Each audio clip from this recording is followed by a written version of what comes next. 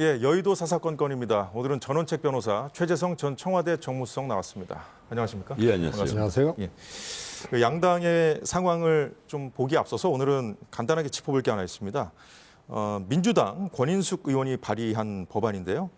사실 최근에 그 김건희 여사 특검법 이제 재표결해서 부결되면서 이제 폐기되지 않았습니까? 이거를 다시 발의했다고 그래요. 근데 여기에 이제 김 여사 관련된 다른 어떤 의혹들까지 다 포함해가지고 이제 한 법안인데, 근데 사실 이게 21대 국회 그 임기가 종료되면 폐기될 가능성이 크다고 하더라고요. 그런데 왜 이 시점에서 이렇게 재발의했는지 그 배경을 뭐라고 보시는 좀 최성님께 먼저 여쭤볼게요. 한마디로 잘 모르겠어요. 우선은 이게 여야 합의로 이 법이 아주 스피디하게 처리가 안 되면 소위 말해서 이제 엄청나게 긴 시간이 요구되는 거 아니에요? 근데 지금 국회는 이제 2달 정도밖에 안 남은 거고, 그래서 이제 국회에서 다뤄지기조차 이제 힘든 그런 상황이거든요. 아시다시피 얼마 전에 제2위해서 부결된 김건희 여사 특검법은 한 1년 정도 소요가 됐어요. 국민의힘이 반대를 했기 때문에. 그래서 이거는 21대 회기 중에는 처리 불가능한 건데 개인적 차원에서 이거는 발의한 거다. 근데 이유는 잘 모르겠습니다. 예, 전 변호사님 어떻게 예. 보십니까? 이게 방금 말씀하신 대로 지난번에 재표결 때 이제 부결되고 나서 21대는 이제 완전히 끝났다. 그리고 같은 법안을 또 못 내놓잖아요. 그런데 이번에 권인숙 의원이 발의를 한 걸 가만히 보면 예. 과거에 이제 그 도이치모터스 주가 조작, 뭐 허위 경력, 그리고 예, 대통령 공간 리모델링 할 때 뭐 특혜 비리, 예. 요 내용에다가 두 개를 더 보탰어요. 양평 고속도로 특혜, 그리고 이른바 명품 가방 의혹. 이제 요걸 보태가지고 새로운 그 특검 법안으로 딱 만들어냈단 말이에요. 그런데 방금 최 의원께서 말씀하신 바처럼 이 특검법이라는 것은 몇 가지 특징이 있습니다. 하나는 권력형 비리여야 되고, 예. 또 하나는 특검법은 지금까지 관리상 여야가 합의를 해야만 거의 다 처리가 되고 이랬는데, 이번에는 뭐 다들 아시겠지만 가장 여당이 반발하는 것이 이 도이치모터스 주가 조작은 이미 13년 전의 일이고 권력형 비리가 아니라는 거란 말이에요. 그럼 네. 이걸 왜 다시 끌어냈느냐? 권인숙 의원이 왜 끌어냈느냐? 쉽게 말하면 이 총선 정부에서 하나의 이슈화를 하겠다는 겁니다. 사실 작년 12월 초만 하더라도 이 대통령 부인 리스크 이 이슈화가 많이 돼가지고 검색어에 굉장히 많이 올라갔는데 이 검색어 순위를 쭉 보면요, 어느 날 갑자기 툭 떨어져 버립니다. 그러면 그 앞에 뭘 차지했느냐? 이른바 비명 행사가 차지를 한 겁니다. 신문에 그렇게 나왔어요. 비명 행사 뭐 이런 내용이 공천 대란 이 내용이 엄청나게 국민들의 관심을 끌면서 대통령 부인 리스크가 사라져 버렸단 말이에요. 그런데 과연 이번에 이건 뭐 사실 국회를 통과 못 한다는 것은 명약 관한 내용인데 네. 이게 과연 그렇다고 해서 국민들의 관심을 다시 끌 이슈가 될 것이냐? 저는 되지 않는다고 봅니다. 그래서 권인숙 여사를 권인숙 의원을 비롯해서 이 의원들 11분이든가 뭐 그렇던데 이분들이 기도하는 그런 목적은 달성하지 못하리라고 봅니다. 예.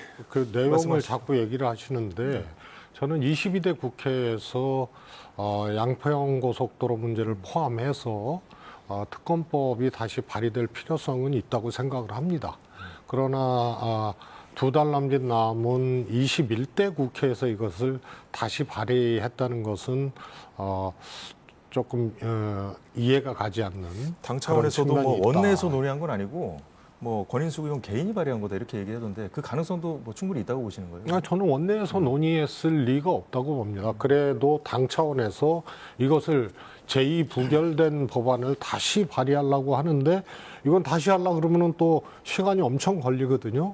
그러면 최소 10개월 이상 걸리는 건데 그걸 2달 남짓한 국회에서 아무리 그래도 민주당이 이것을 발의를 한다 그러면 국민들이 저거 안 되는 거를 또 한다. 그래서 오히려 김건희 여사 특검법의 필요성에 공감하는 국민들까지도 고개를 갸우뚱하게 하는 거거든요. 그래서 순전히 이거는 개인 차원에서 한 것이 맞는 걸로 보여져요. 네, 제가 다음 주제로 일단 아니, 제가 한 말씀 딱 드릴게요. 예, 간단히 오히려 지금 부탁드리겠습니다. 한동훈 위원장 같은 경우는요. 예. 또 다른 이 상특검을 주장할 가능성이 일부 언론에 나옵니다. 뭔가 하면 이왕 김건희 여사 문제가 계속 그 이슈화를 시키려고 한다면 여기에다가 가령 문재인 대통령 부인 김정숙 여사에 관련된 문자가도로 특검법안 우리가 발의하겠다. 그 왜 그 지금 옥갑하고 장신구가 법원 판결이 있는데도 그걸 대통령 기록물로 다 집어넣어 버리느냐. 타지마할에는 왜 대통령 전용기 비행기를 타고 가느냐 등등등 해서 이거야말로 권력형 비리 아니냐 이 얘기란 말이에요. 22대 국회에서 어떤 상황들이 벌어지는지 예, 그래서 지켜보도록 하죠. 예. 앞으로 흥미진진한 일이 더 많이 나올 것 같습니다. 예, 국민의힘과 민주당 그 5주간의 지지율 추이를 저희가 한번 준비해봤습니다. 2월 첫 주에서 셋째 주까지 지지율 격차 계속 줄어들다가 넷째 주에 역전이 됐고요. 이번 주 월요일 조사에서는 국민의힘이 민주당의 7.6%포인트 앞서는 결과가 나왔습니다. 에너지 경제신문 의뢰로 리얼미터가 2월 28일부터 29일까지 이틀 동안 무선 97%, 유선 3% 자동 응답으로 진행했고요. 중앙선거 여론조사 심의위원회 홈페이지에서 자세히 볼 수 있습니다. 예, 최석님께 먼저 여쭤보죠. 사실 이제 그야말로 민주당 그 지지율 좀 비상이다. 이렇게 좀 언론들이 평가를 하더라고요. 어제 이재명 대표가 이 지지율을 좀 제고하는 방안을 좀 보고하라는 지시를 한 걸로 또 전해지고 있는데요. 저 원인은 어디에 있다고 보십니까? 뭐 실제로 이재명 대표가 그런 지시를 했는지는 뭐 확인되지 않고 있고요. 그런데 한 달에 사실은 요동친 거거든요. 정당 지지율이. 오차범위 밖으로 좀 벌어졌거든요. 그러니까 예. 그 한 달 전 기준으로 보면 12%가 왔다 갔다 한 거예요. 국민의힘은 6% 이상 올라가고 민주당은 6% 이상 내려오고 이게 이제 한 달 사이의 일로 보기에는 정말로 요동쳤다는 표현이 맞거든요. 그래서 여론조사라는 것은 당일시기 여론조사를 가지고 마치 뭐 콘크리트 붙이듯이 그렇게 해석할 수는 없는데 추이를 보는 건데 예. 단기간 이 추이라는 게 정말 엄청나게 빠르게 하강하고 빠르게 올라간 거거든요. 그래서 저 원인이 저도 뭐 누차례 말씀을 드렸습니다만 총선 한 2달 정도 남기고 예. 60일에서 30일 사이에 그 간격에서 그 앞전 지지율 추이가 어떻다 하더라도 총선에 임하는 정당의 태도, 언어, 자세 이런 것들이 아주 결정적으로 작용을 한다. 그게 2012년 선거 때 민주당 압승이 결론은 민주당 패배로 끝났고 16년도에 새누리당 압승이 거꾸로 결과가 나왔던 사례에서 볼 수 있는 거거든요. 이번에 뭐가 작용했을까요? 역시 이제 공천이라고 봅니다. 그게 공천하고 소위 말해서 언어, 막말 이런 게 이제 그 60일에서 30일 사이에 이제 강하게 표심을 자극을 하는 건데요. 그게 나타난 결과로 보여집니다. 그럼 그 전 변호사님은 일단 좀 더 자세히 들여다봤을 때 지지층 어떤 지지층들이 주로 많이 좀 움직였다고 보세요? 지금 전체적인 흐름을 보면요. 이 뭐 리얼미터도 그렇지만 이 리얼미터는 ARS 조사입니다. 그리고 가령 전화 면접 조사를 한 갤럽이라든가 MBS 지표조사 이런 걸 대부분 보면 한 달 전에 윤 대통령 국정 수행에 대한 긍정 평가가 완전 바닥을 치고 부정 평가가 63%까지 치솟은 때가 있었습니다. 근데 그 이후로 아까 최 의원 말씀하신 대로 이제 반전이 이루어져서 지금 추세가 한 달째 계속 국민의힘 쪽은 계속 상승을 하고 있고 거의 면접조사든 ARS 조사든 상승을 하고 있고 그리고 민주당 쪽은 계속 하락을 하고 있단 말이에요. 이 추세가 지금 끊기지 않는 거예요. 그래서 이것이 총선에 가장 영향을 미칠 수밖에 없다. 그럼 그 원인이 무엇이냐 이랬을 때 거의 많은 언론들이 지금 최 의원 말씀하신 대로 이건 공천 파동이다. 그런데 저는 공천 파동이라기보다 이건 사천 파동이라고 봐야 됩니다. 공천 파동이라니까 마치 공천에 무슨 공천을 하니까 마음에 안 드는 공천을 하니까 이렇구나 하는 그런 의미가 아니라 공천이 아니라 밀실에서 한 사당화 때문에 국민들이 보면 안단 말이에요. 과거처럼 국민들이 이 정치에 뭐 무심해서 그냥 그 투표장에서 후보자 명단을 보고 찍는 것이 아니라 이제는 이 사람이 뭘 하는 사람이고 어떻게 해서 공천을 받았는지 굉장히 많이 관심을 가져요. 우리 국민들이 정치에 대한 관심도는 아마 서구 선진 민주주의에 비해서 정말 못지않을 겁니다. 이러니까 이 국민들이 보기에 민주당의 공천 과정이 이게 무슨 공천이냐, 이게 사천 아니냐, 이재명의 당을 만들기 위해서 선거에서는 져도 좋다 이런 의도 아니냐. 그런 게 지금 신문에 그대로 분석이 돼서 나오고 있습니다. 이러니까 아까도 말씀드렸지만 대통령 부인 리스크 같은 것도 잠복을 해버리고 이게 사당화, 사천, 비명 행사, 친명 횡재 이런 단어들이 검색어가 확 올라간단 말이에요. 이러니까 자연스럽죠. 민주당 지지도는 계속 추락을 하고 대통령 지지도는 그렇지 않아도 최근에 민생의 행보를 많이 보이지 않습니까? 대통령이 전국을 다니고 특히 한동훈 위원장이 전국 방방곡곡 지금 다니고 있잖아요. 이러면서 이 지역은 뭐가 필요하다. 이 지역은 뭐가 필요하다. 립 서비스라도 무슨 가려운 곳을 긁어주니까 국민들이 보기에는 지지도가 올라갈 수밖에 없는 거예요. 나는 그래서 본격적으로 이 면접조사에서 마의 40%대를 넘어서서 안착이 되고 이게 부정평가와 차이가 5% 정도로 줄어든다면 이 면접조사에서 말입니다. 줄어든다면 아마 선거에서 이제 민주당이 국민의힘을 이기기는 정말 힘들 것이다. 그렇게 보고 있습니다. 예, 공천 상황 바로 짚어보도록 하겠습니다. 민주당이 이 전남, 순천, 광양, 곡성, 구례을에 이재명 대표의 배우자죠. 김혜경 씨를 보좌했던 권향엽 전 청와대 비서관 전략 공천한 것을 두고 국민의힘이 연일 비판하면서 이슈화되고 있습니다. 오늘 여야 지도부가 관련 발언을 해서 또 공방이 이어졌는데 잠시 듣고 얘기해 보겠습니다. 경쟁력이 있고 험결 없는 현역 의원에게 경선의 기회조차 주지 않고 갑자기 여성 전략 특구로 지정한 후 일방적인 낙하산 공천을 한 것입니다. 한마디로 시스템 공천과는 거리가 먼 사천입니다. 이를 두고 민주당 안팎에서는 재판을 앞둔 김혜경 여사의 사법 리스크에 대비한 공천이 아니냐는 말이 들려오고 있습니다. 권양엽 후보는 당의 당직자로 23년을 훨씬 넘게 있었고요. 김혜경 여사 비서라서 사천했다. 이런 이야기를 하는데요. 있을 수 없는 일이고 이에 대해서 저희가 법적인 조치를 검토하고 법적 조치도 해나갈 예정입니다. 여성 공천을 맞추는 과정 그리고 경쟁력이 아주 있는 사람이기에 이렇게 공천했다는 걸 말씀드리면서 국민의힘이 사실 어제도 이 문제를 거론했었거든요. 그러니까 이제 어제도 민주당에서 법적 조치 검토하겠다 이런 얘기 있었는데 오늘도 공방이 이어진 거예요.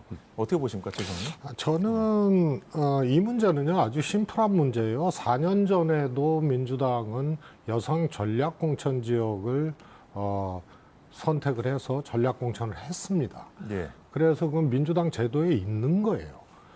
그리고 그게 이제 그 당시에 지금 권양엽 후보가 여성 전략지로 단수 공천된 지역도 그때도 후보 지역으로 들어갔었던 때 그 지역이거든요. 그래서 하나도 이상할 게 없는 거고요. 좀 여당의 그 비판이 과하다고 보십니까? 과한 거죠. 그리고 예를 들어서 뭐 시스템 공천 얘기하는데 여당도 시스템 공천 아니거든요. 여당의 이제 장점을 가지고 관리를 좀 야당에 비해서는 조용하게 했다. 그런데 제가 보기에는요 분리수거도 안 난 자탕 공천이에요. 현역 의원 대거 공천했잖아요. 다시 교체율 역대 최하예요. 그러다 보니까 연령이 높아져요. 그래서 노쇠한 공천이 돼버리고요. 그게 다 김건희 여사 특검법 때문에 이제 그런다고 지적을 하는 거거든요. 그다음에 범죄자들을요. 그것도 오래된 범죄도 아니고 최근 범죄자들을 사면시켜서 보내거나 그다음에 최상병 그 사망 사건 있지 않습니까? 해병대 수사단 문제도 그때 국방차관이나 안보실장도 다 단수 공천하고 그래서 또 이제 탄핵에 박근혜 탄핵에 이제 변호사였던 유형아 그다음에 누굽니까? 도태우 이 변호사 이분들도 다 단수 공천 받고 그래서 완전히 분리수거도 안 된 자탕 공천을 했는데 구체적으로 여성 전략 공천까지 여당의 원내대표가 다른 당의 문제를 근거도 없이 저렇게 하는 거는 매우 저거는 지나치다고 봐요. 반면에 민주당은 저런 공천, 지금 제가 지적한 여당의 공천이 국민적인 지적과 공분을 살만한 공천인데도 스스로들이 이제 공천의 파열음이 워낙 크다 보니까 제대로 지적하고 공격해야 될 것도 민주당은 못 하고 있고 그러다 보니까 이번 여당은 공격까지 그냥 받고 있는 너무 거다? 지나치게 다른 당의 당연한 공천도 물고 늘어지는 이런 예. 이제 진풍경이 벌어지고 있는 거예요. 권양엽 전 비서관 공천에 대해서 좀 여쭤봤는데 지금 아니, 국민의힘 공천 좀 비판을 또 좀 더 많이 글쎄, 해주셨어요. 예. 거기에 대해서 내가 뭐 그 길게 말씀 못 드리겠고 딱 두 가지만 말씀드릴게요. 지금 잡탕 공천이다 이러는데 사실요. 우리 보수 입장에서 보면 이거 제대로 지금 하고 있는 통합 공천입니다. 지금 가령 범보수 진영에서 이른바 박근혜 대통령과 그 가까운 사람들 아니면 박 대통령을 지지하는 사람들 이 사람들 어떻게 할 거예요? 근데 도태우 변호사 같으면요. 도태우 변호사가 걸어온 길들 주장하는 내용들을 보면요. 나는 제대로 된 정통 보수다. 그렇게 봅니다. 나 유영하 변호사는 잘 몰라요. 하지만 도태우 변호사 그 내용은 내가 읽어서 대부분 다 알고 있는데 그런데 그런 사람을 가지고 가령 박 대통령을 변호했다 이래가지고 저 사람이 공천하면 잡탕 공천이다. 그게 말이 됩니까? 현역인 임병헌을 물리치고 이번에 공천을 받았단 말이에요. 그렇고 또 하나 후보자 자질 얘기하고 지금 정관 얘기하는데요.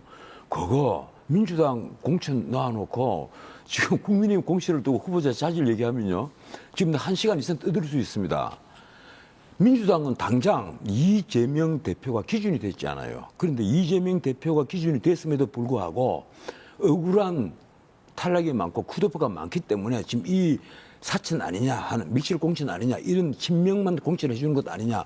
단수 공천을 받은 사람들 대부분이 다 친명이잖아요. 자, 그래서 그런데 권양엽 전 비서관 공천한 건 어떻게 보십니까? 아니, 범죄 경험에 대해서 얘기를 합시다. 그러니까 이재명 대표만 하더라도 지금 박근혜 재판이 얼마나 돼요? 아니 이 대표 공직선거부 문제는 별개의 재판부터 문제고 배임 뇌물 같은 발임치 범죄 잡범들 수준이잖아요. 그 얘기는 지난번에도 그런 하셨고요. 얘기를 하면서 지금 네. 자꾸 여기에 우리 국민의힘 후보들 자질 어떻다 이렇게 얘기를 근데 합니다. 국민의힘 제가- 공천을 저희가 예. 좀 이따가 얘기를 할 거니까요. 예, 예. 그때 좀 얘기를 하시는 걸로 하고요. 그런데- 정 변호사님께서 예. 좀 정리를 해주세요.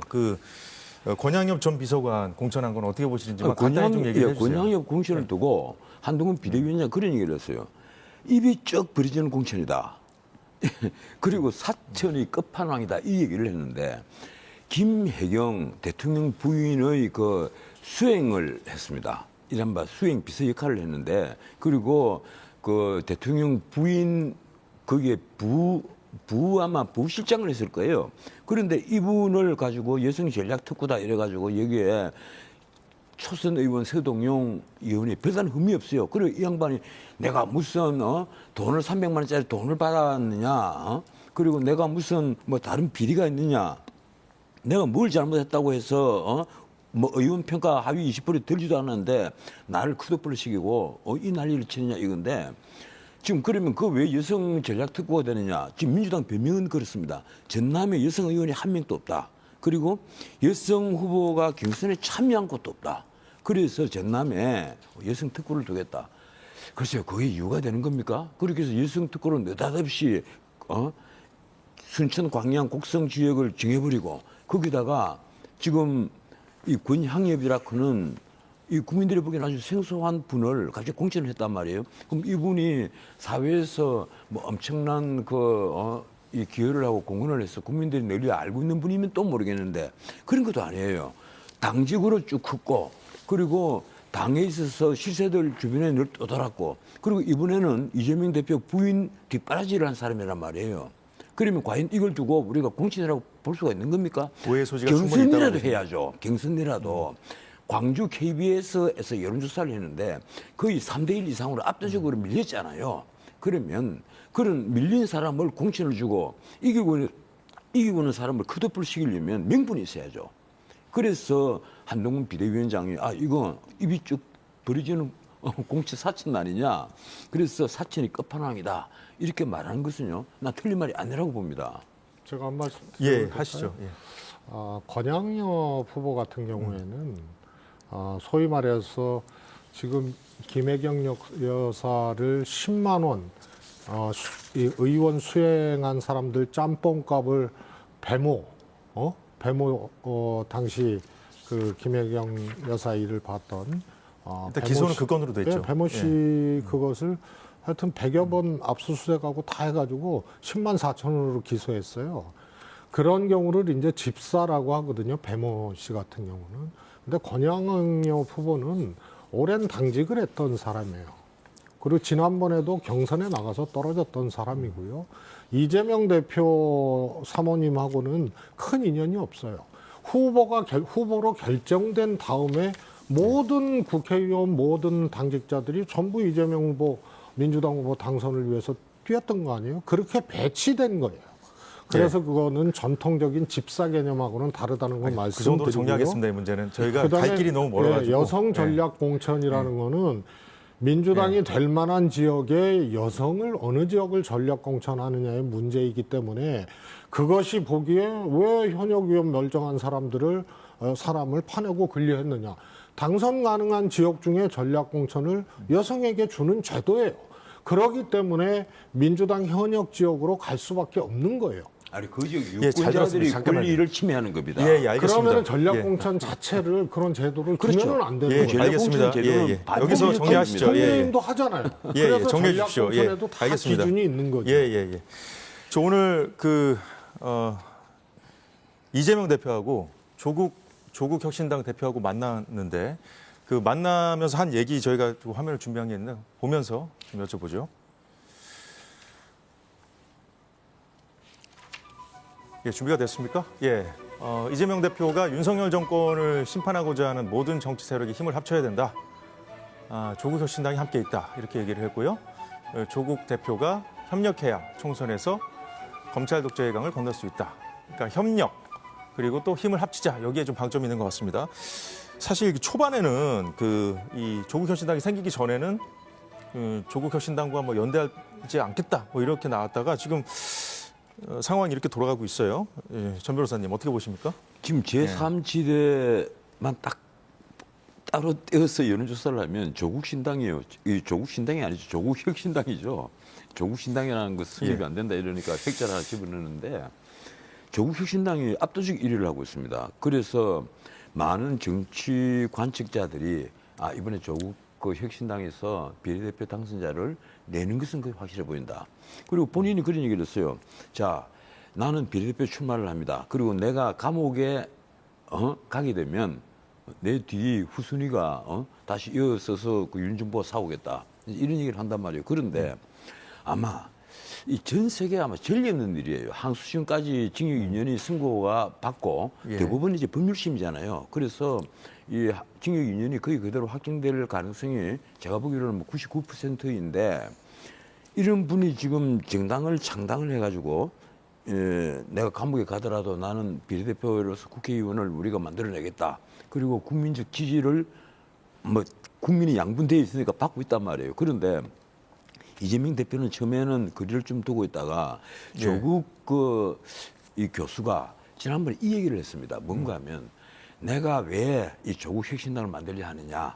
내가 이런 정당을 만들어 놓으면 앞으로 검수완박법을 만들 때 과거처럼 의원을 위장 탈당을 시켜가지고 뭐 어쩌고 할 필요가 없다. 그런 농간을 부릴 필요가 없다. 그래서 자신들은 합당을 하지 않고 앞으로 민주당과도 합당을 하지 않고 예. 민주당과 협력을 하는 그러한 당으로 하겠다. 이러니까 이재명 대표가 저 사람도 역시 우리 편이구나 이런 생각을 했겠죠. 물론 뭐 같은 편이고 뭐 조국이 친문 세력이라는 것을 알고 있지 않습니까? 그리고 이번에 공천에 있어서 가장 문제되는 것이 친명과 친문의 싸움이 됐단 말이에요. 그런데도 이 조국을 가까이 함으로써 일단은 문재인 대통령과 이 거리를 그렇게 멀리하는 것에 좀 조심스러워하는 예. 그런 느낌을 저는 받고 있습니다. 왜 그런가 하면 이번에 임종석 전 대통령 비서실장의 처리를 두고 지금 친문과 봉식적으로 친문이 싸우는 거 아니냐, 이재명 대표가 양상과 갈라서는 게 아니냐 이런 관측이 많았는데 갑자기 임종석 비서실장이 나 탈당하지 않는다, 승복하겠다. 이런 얘기를 하고 또 조국과 이렇게 가까이 하는 모습을 보이면서 친문과 역시 친명은 이번 총선에 있어서는 같이 쉽게 말해 2인 3각으로 뛸 수밖에 없는 그런 체제구나 하는 걸 알게 됩니다. 일단은 그러면 조국 혁신당하고는 민주당이 좀 상호 보완적인 관계를 가겠다. 좀 이렇게 봐야 될까요? 저는 실질적인 이제 비례대표 의석수로만 놓고 보면은 예. 큰 차이는 없어요. 우호적으로 가나 혹은 그런 이제 우호적인 모습을 안 보이거나 큰 차이는 없습니다. 예. 예를 들어서 15% 이상 조국 신당이 비례대표 정당으로 지지를 받아야 한 7석 정도 하는 거거든요. 민주당도 한 20% 이상 한 받아야 이제 10석을 넘기게 되는 거고. 그런데 그것이 우호적 관계냐 아니냐에 따라서 의석수가 막 요동치고 크게 차이가 나는 건 아니거든요. 예. 그러나 이제 외형적으로 정치적 파이를 좀 키운다. 이런 이제 의미는 있을 것 같습니다. 그런데 처음에는 조국혁신당에 대해서 민주당이 소위 말해서 연대 가능성이라든가 이런 것이 별로 내키지 안 하는 듯한 발언도 하고 모습이었지 않습니까? 그게 근데 진짜로 왜 내키지 바뀌었나? 않아서 그랬을까요, 그때?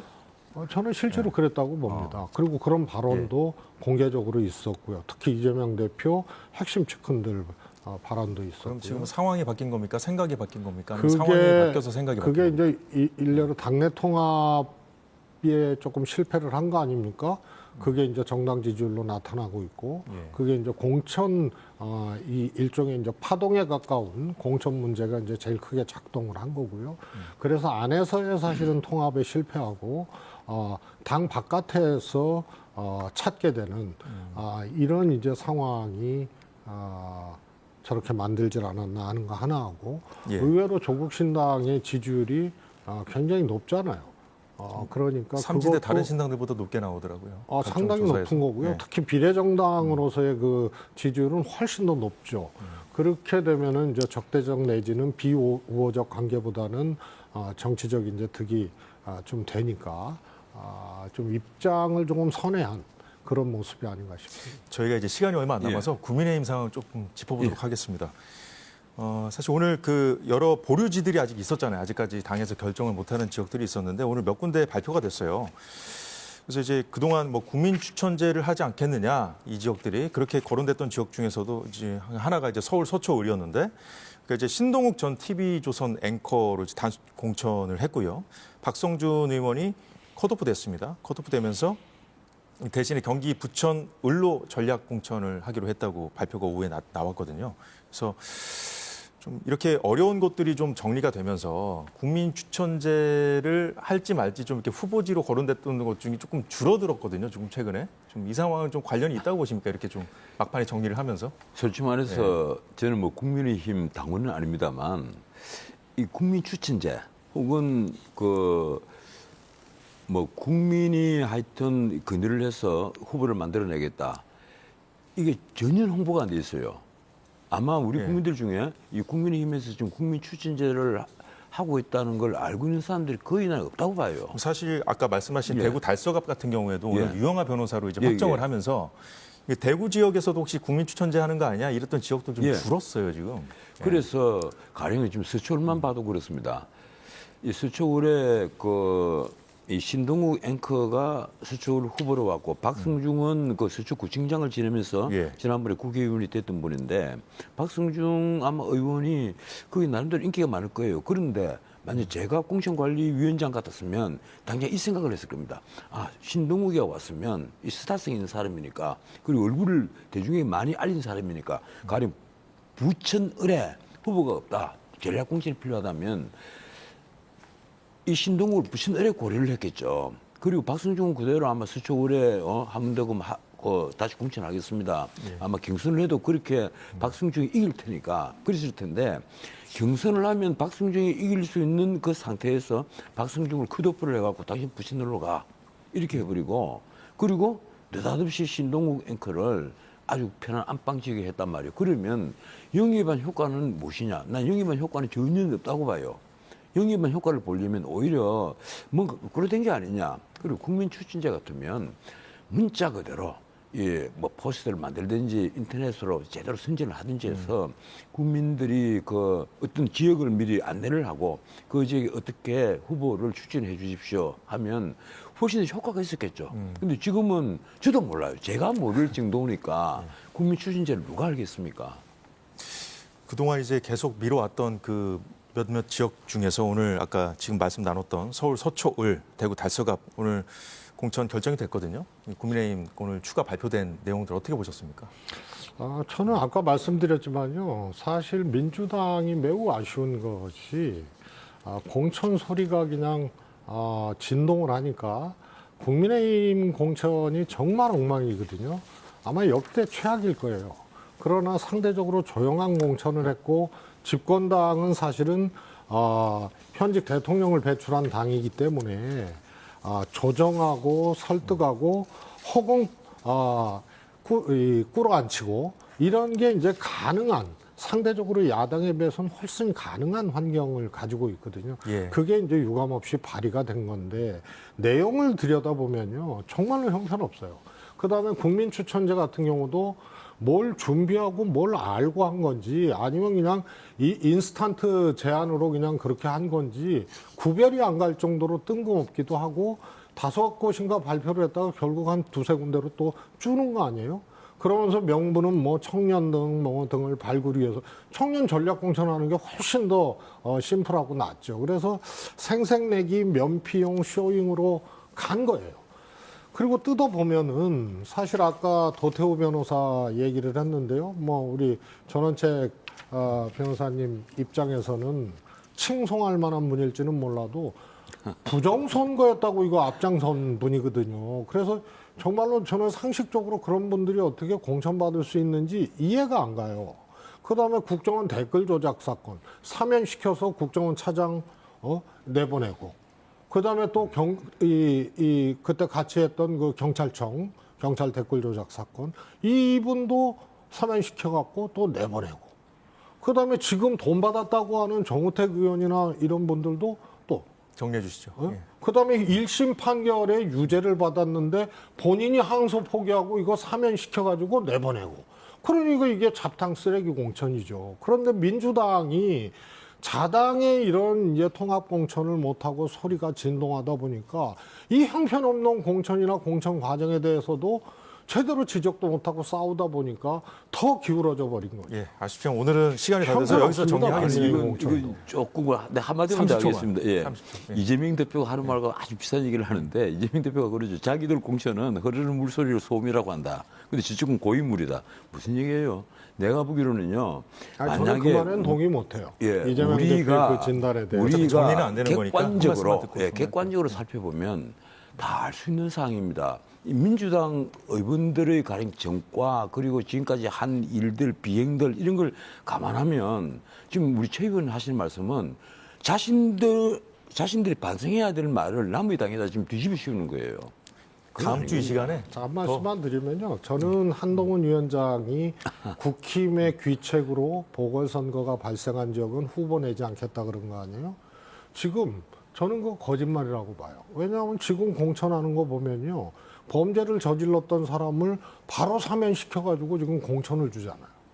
그래서 이런 게 앞뒤가 안 맞는 얘기고요. 좀 얘기가 좀 그래서 너무 국힘 좀 공천 구체적으로 자체를 알겠습니다. 지정하지 제가 오늘 못하는 참겠습니다. 상황이 오히려 좀 정리하시죠. 통탄스러울 정도로. 다음 주 시간에 더 얘기를 나눈 걸로 하시죠. 벌써 예. 이름만 한 3개가 나오는데 참겠습니다. 제가. 정리하도록 하겠습니다. 지금까지 최재성 전 청와대 정무수석 전원책 변호사였습니다.